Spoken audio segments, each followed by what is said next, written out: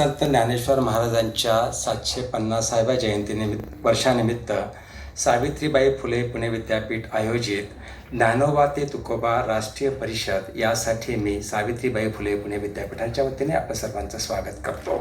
सर्वात प्रथम आजचा जो मराठी भाषा दिवस आहे त्याच्या सर्वांना शुभेच्छाही देतो. आजच्या या ज्ञानोबा ते तुकोबा राष्ट्रीय परिषदेच्या उद्घाटन प्रसंगी आपल्याला लाभलेले जे प्रमुख पाहुणे आणि उद्घाटक आहेत ते परमपूज्य आचार्य गोविंद देवगिरीजी स्वामी, तसेच जे श्री राम जन्मभूमी तीर्थक्षेत्र न्यासाचे कोषाध्यक्ष आहेत, तसेच आजच्या या कार्यक्रमासाठी व्यासपीठावर उपस्थित माझे सहकारी प्राध्यापक डॉक्टर पराग खळकर, डॉक्टर चारुशिला गायके, तसेच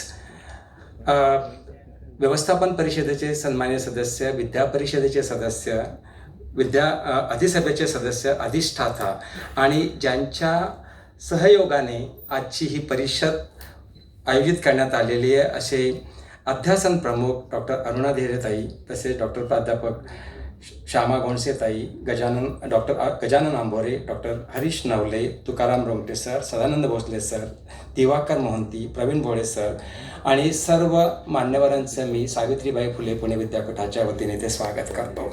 खरं तर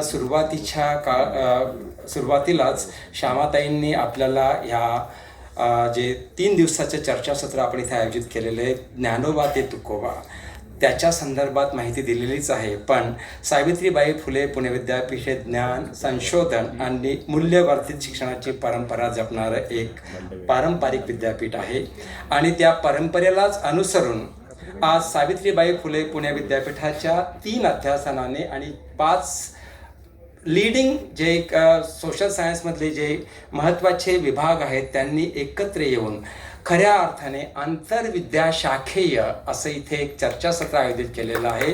त्याचा आम्हाला सर्वांना अभिमानही आहे आणि हा खरं तर दुर्मिळ प्रसंगच आणि संघ म्हणून बघायला लागेल, कारण खरं तर दोघांना एकत्र आणणे खूप कठीण असतं. 8 जणांना एकत्र मोठ बांधून आणि त्यातल्या त्यात संतांचे अभ्यासक एकत्र आणणे त्यांना खूप कठीण असलं तरी सर्वजण चांगले असल्यामुळे लगेच एकत्र आलेत आणि हा प्रसंग इथे घडून आलेला आहे. तर मी सावित्रीबाई फुले पुणे विद्यापीठाच्या वतीने आयोजकांचं अभिनंदनही करतो आणि त्यांना धन्यवादही देतो. खरं तर महाराष्ट्राची संत परंपरा ही केवळ भक्तीची किंवा भावस्पर्शी अभिव्यक्ती नाही, तर ती सामाजिक परिवर्तनाची, सांस्कृतिक पुनर्जागरणाची आणि तात्विक चिंतनाची व्यापक चळवळ आहे. आणि संत ज्ञानेश्वरांनी अद्वैत तत्वज्ञान लोकभाषेतून सुलभ केलेलं आहे. संत नामदेवांनी भक्तीला समाज जीवनाशी जोडलेला आहे, तर संत एकनाथांनी समतेचा संदेश आचरणातून दिलेला आहे. संत तुकारामांनी अन्यायाविरुद्ध निर्भीड आवाज उठवलेला आहे. तसेच बहिणाबाई, चोखामेळा, समर्थ रामदास यासारख्या संतांनी विविध स्तरावर मानवी मूल्ये अधिष्ठान दृढ केलेले आहेत.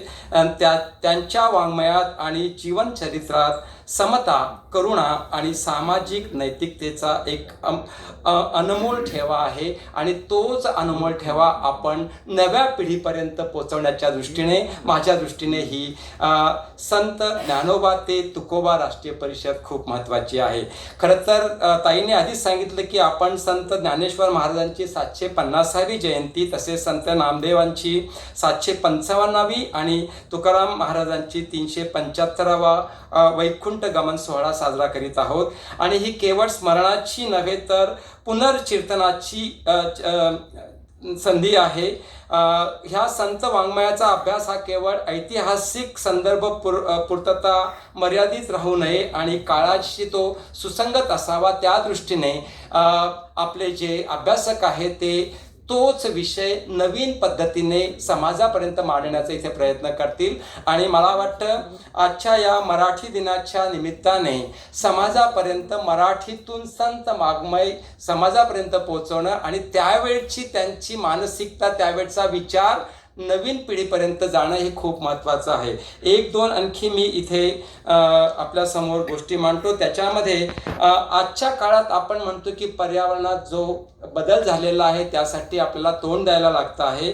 पण आपण ज्या वेळेला संत वाङ्मयात जातो त्यावेळेला 700 वर्षापूर्वीच वृक्षवल्ली आम्हा सोयरे वनचरे असे म्हणणारे तुकोबा किंवा विश्वाच्या कल्याणासाठी पसायदान मागणारे ज्ञानेश्वर. ओके, ही सुरुवात तिथनंच झालेली आहे. मला वाटतं त्याच वेळेला जर ह्या सर्व गोष्टी आपण आत्मसात केल्या असत्या, समाजापर्यंत आणल्या असतात, तर आता जो पर्यावरणाशी सर्वच जगामध्ये जो विचार होतोय तो त्याच वेळेला त्यांनी मांडलेला आहे. मला वाटतं तोच विचार आता परत एकदा नवीन पिढीपर्यंत मांडून मला वाटतं त्यांना दूरदृष्टी द्यावी. ह्या निमित्ताने ही परिषद खूप महत्त्वाची आहे. मी सावित्रीबाई फुले पुणे विद्यापीठाच्या वतीने पुन्हा एकदा आपलं सर्वांचं स्वागत करतो आणि ह्या 3 दिवसीय परिषदेमध्ये नवीन पिढीला काहीतरी ठेवा घरी घेऊन जाता येईल ह्याच दृष्टीने त्यांनी सर्वांशी हितगुज करावं, त्यांच्याकडनं समजून घ्यावं आणि आत्ताच्या काळाच्या जो बदलणारा काळ आहे त्याच्यामध्ये त्याचा संदर्भ घेऊन